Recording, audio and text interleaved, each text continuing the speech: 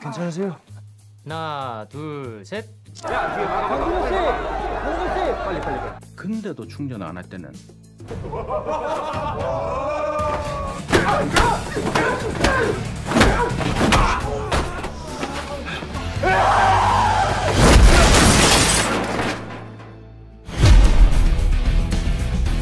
Halo, kembali lagi kita berjumpa di Kumbang Jantan Film. Film yang akan kita bahas kali ini adalah film yang menggambarkan sosok pemuda, tampan, cerdas, dan juga ahli bela diri. Karena bosan dengan rutinitas sehari-hari, ia mencoba bergabung dengan satuan keamanan bagi narapidana yang baru bebas. Tugasnya adalah mengawasi para mantan napi agar tak mengulangi kejahatannya. Sehingga dia bisa memacu adrenalin dan merasa hidupnya penuh warna karena banyak tantangan saat mengurus para napi ini. Lalu bagaimanakah keseruan film ini? Mari masuk ke dalam filmnya.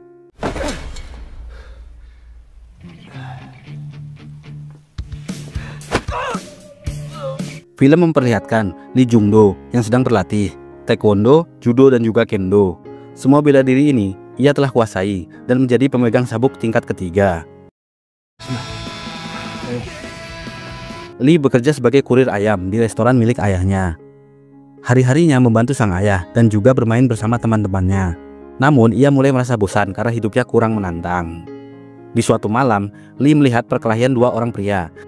Terlihat salah satu di antaranya adalah seorang petugas keamanan. Melihat si petugas mulai kewalahan, Lee segera membantu.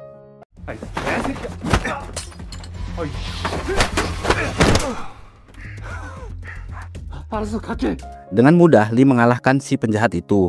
Tak disangka karena aksinya itu, Lee mendapat penghargaan serta ditawari bergabung menjadi petugas keamanan oleh manajer balai pemasyarakatan bernama Pak Kim. Sempat menolak karena Lee merasa menjadi petugas keamanan tidak menarik. Namun setelah mendapat masukan dari temannya serta dukungan dari sang ayah, Lee akhirnya mencoba bergabung. 저희 계장님이십니다. 운이 우리를 도와주시면 참 좋겠다. 성폭력이나 살인 같은 강력 범죄를 저지른 사람 도전하면서 배우면 좋지. 배양하는 거 어떻게 생각해? Pak Kim segera memperkenalkan Lee ke rekan-rekan petugas lain. Lee diajari untuk memonitor gerak-gerik dari mantan napi lewat komputer. Perlu diketahui, para mantan napi ini memiliki gelang keamanan, sekaligus sebagai alarm lokasi jika mereka mencoba mengulangi kejahatannya lagi. Setiap gelang itu akan habis baterai. Petugas seperti Lee harus segera menelpon. Jika mantan napi itu tidak ada tanggapan, maka harus segera bertindak. 30% 남으셨거든요. 충전하시라고. 네. 다행이다 진짜. Setelah menunggu beberapa jam, akhirnya satu gelang berubah kuning yang menandakan bahwa harus segera melakukan pengisian daya. Saat ditelepon, si napi malah tak memperdulikannya. Akhirnya Lee dan Pak Kim bergerak ke lokasi. 저기 이양호 씨 맞죠? 왜요 왜? 이양호님이 그래서 봐요 왜? 이게 근데 진짜 칼을 막나요? 배는 건 막는 게. Dengan kecerdasannya, Lee meminta Pak Kim untuk ke atas lewat pintu depan, sedangkan Lee menunggu di jendela luar. Setelah Pak Kim berhasil membuka pintu, mantan napi itu mencoba kabur dari jendela, dan inilah yang terjadi. Dengan mudah, Lee mengalahkan si mantan napi ini. Pak Kim sangat terpukau melihat kemampuan Lee, dan Lee sendiri mulai menikmati pekerjaannya itu.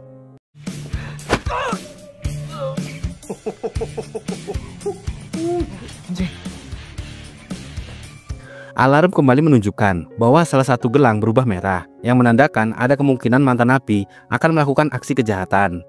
Lagi dan lagi, Lee segera menuju lokasi bersama Pak Kim. Di sini Lee tak bisa menahan emosinya karena melihat si mantan napi tengah berfantasi melihat anak-anak TK sedang bermain. Beruntung Pak Kim menahan Lee untuk bertindak lebih jauh. 알아요 그만 참으세요 저 새끼야 참으세요.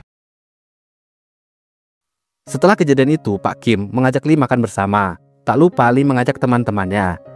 Parahnya, mereka memesan makanan yang sangat banyak yang membuat Pak Kim kaget. Di sini Pak Kim juga bercerita alasan dirinya menjadi petugas seperti saat ini. Karena sebuah kecelakaan di masa lalu, di mana Pak Kim berhasil selamat akibat diselamatkan oleh pihak kepolisian. Namun karena kecelakaan itu juga yang membuat salah satu kakinya tidak bisa tumbuh normal. Alhasil ia tak bisa menjadi polisi dan memilih pekerjaan pengawas para napi yang baru keluar penjara.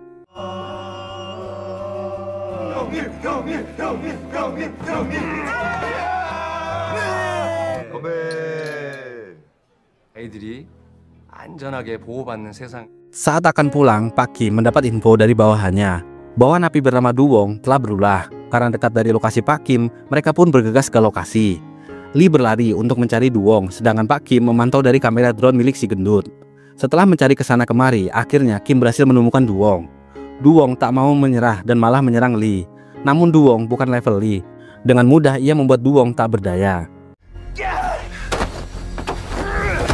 아니죠. 가. 안 가면 죽어버릴 거야. Masalah tak berhenti di situ. Ketika Duwong mengancam akan menyakiti dirinya sendiri. Melihat itu, Lee meminta bantuan Pak Kim. Atas ucapan Pak Kim yang disampaikan oleh Lee, membuat Duwong akhirnya menyerah tanpa perlawanan. 참으셔야 이기시는 겁니다. 조금만 더 버티시면. Setelah itu ada pemberitaan tentang keluarnya narapidana dengan kasus pelecehan terhadap lebih dari 15 anak di bawah umur bernama Kang Ki-jung. Hal tersebut membuat tim Pak Kim makin keteteran. Tapi sayang anggaran tidak bisa ditambah untuk merekrut petugas keamanan lagi. Jadi Pak Kim dan tim tak bisa berbuat apa-apa. Lee sendiri tengah mengganti model rambutnya agar lebih sopan dan mendukung pekerjaannya sebagai petugas keamanan mantan napi. Saat Lee berjalan pulang, ia tak sengaja bertemu dengan seorang pria dengan gelang di kakinya, sedang menggoda seorang pelayan kedai. Lee lantas mencari identitas pria tersebut, dan ternyata bernama Kim Gum-nam. Karena kegelisahan dari Lee, Pak Kim lantas mencoba menelpon Gum-nam. Dan benar saja, Gum-nam berencana pesta pelecehan di malam ini. Tanpa buang-buang waktu, Pak Kim dan Lee segera ke lokasi dan lanjut berpencar mencari Gum-nam.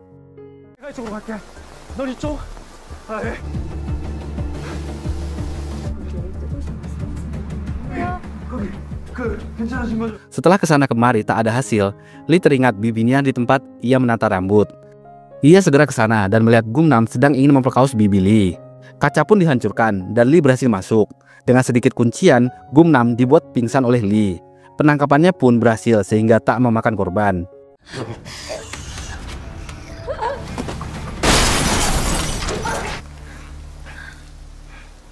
분리하고. Lanjut lagi Pak Kim bertugas mengawasi Kang Ki-jung. Ia mengajak Lee untuk menjadi partnernya.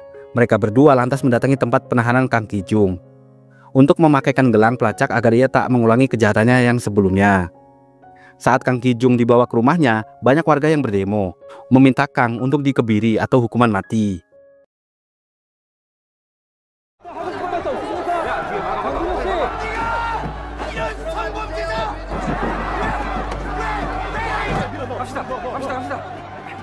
Malam harinya Kang Ki-jung didatangi seorang teman lama yang menawarinya pekerjaan membuat video dewasa dengan anak-anak. Tanpa pikir panjang, Kang Ki-jung langsung setuju. Setelah itu esoknya, ia langsung menemui bos yang akan membayar pembuatan video. Karena pergerakan Kang Ki-jung, Lee lantas datang ke lokasi untuk memantau Kang. Si bos berjanji siap mendanai semua kebutuhan produksi video yang akan di-upload di web rahasia, termasuk mencarikan anak wanita sebagai peran dalam video tersebut. Karena mobil si bos tak terlihat dari luar, Lee tak menyadari Kang Ki-jung berada di dalam mobil. Kang Ki-jung juga bersandiwara bahwa ia sedang membeli makanan saat ditelepon oleh Pak Kim. 원하시는 직종 있으신가요? 예, 괜찮습니다. 혹시 지금 어디 계세요? 감사합니다.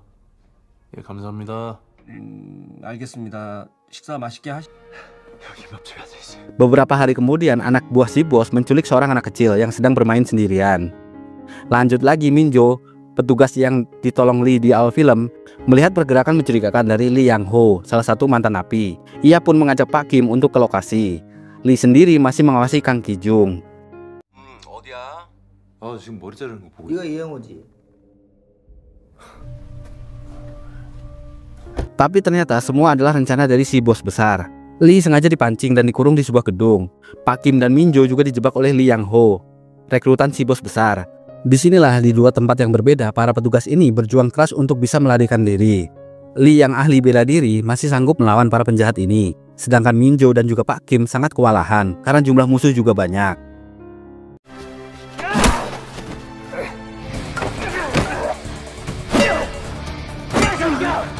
Setelah berjuang mati-matian, Minjo dan Pak Kim akhirnya terkapar tak berdaya. Minjo mengalami luka parah di kepala. Kembali ke Lee, walaupun kelelahan, Lee akhirnya bisa membantai semua musuhnya dan segera menuju rumah Kang Ki-jung. Kang sendiri sedang persiapan untuk beraksi membuat video. Lampu dan peredam suara sudah disiapkan, kamera juga sudah merekam. Tak lama, Lee pun sampai di rumah Kang. Mendengar jeritan anak kecil, Lee pun segera membuka teralis pagar dan meminta seorang pria menelpon polisi.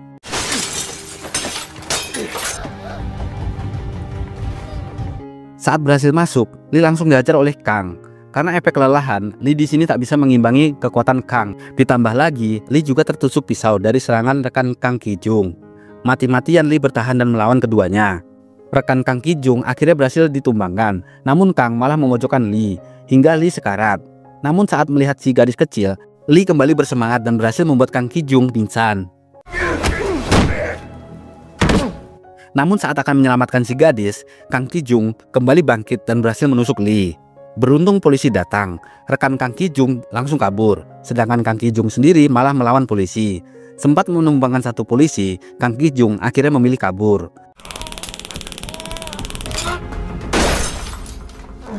Mendengar anaknya masuk rumah sakit, si ayah mulai marah kepada atasan Lee. Namun beruntung, Lee tak mengalami luka yang serius. Namun sebaliknya, ternyata Pak Min-jo meninggal akibat gagal jantung dan trauma otak. Beruntung bagi Pak Kim yang mengalami patah leher, tapi tidak mengenai saraf dan akan bisa kembali normal.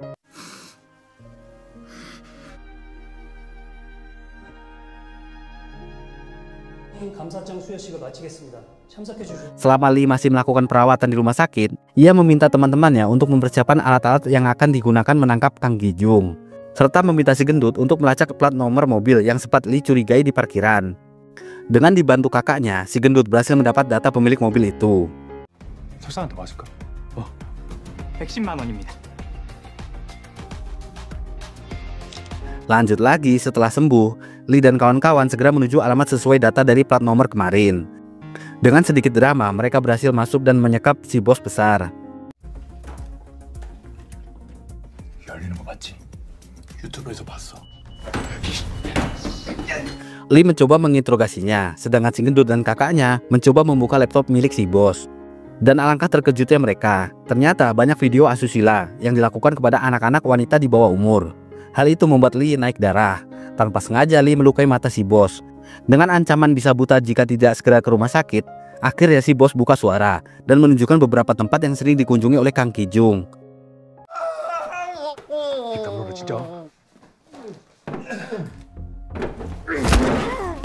Lee dan kawan-kawan segera beraksi dengan mendatangi lokasi yang dicurigai. Mereka semua berpencar kecuali si gendut yang memantau situasi menggunakan sebuah drone.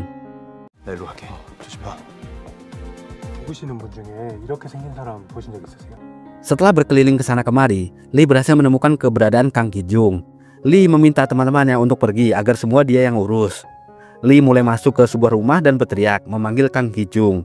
Dan alhasil, Lee harus berkelahi dengan para anak buah Kang Ki-jung.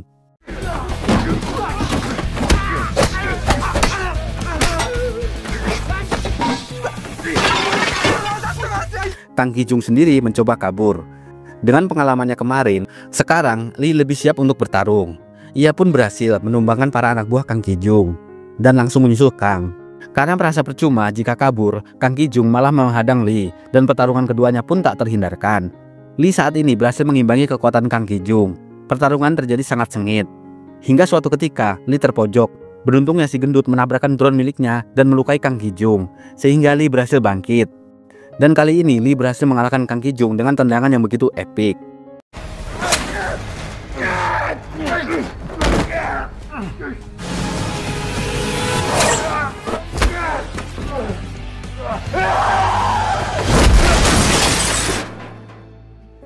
Atas apa yang dilakukannya, Lee dan kawan-kawan mendapat penghargaan yang diberikan langsung oleh presiden. Si gadis kecil juga menemui Lee untuk berterima kasih secara langsung. Terlihat juga ayah Lee sangat bangga kepada anaknya itu. Dan film pun tamat. 민주야. 고마워요. Itulah tadi alur cerita film dari film yang berjudul Officer Black Belt. Film yang mencontohkan sebagai anak muda harus semangat dan pantang menyerah agar dapat penghargaan. Jangan lupa dukung channel ini ya, like dan juga subscribe serta komentar, dan juga bisa request film yang mau dibahas. Sampai jumpa di lain waktu, bye.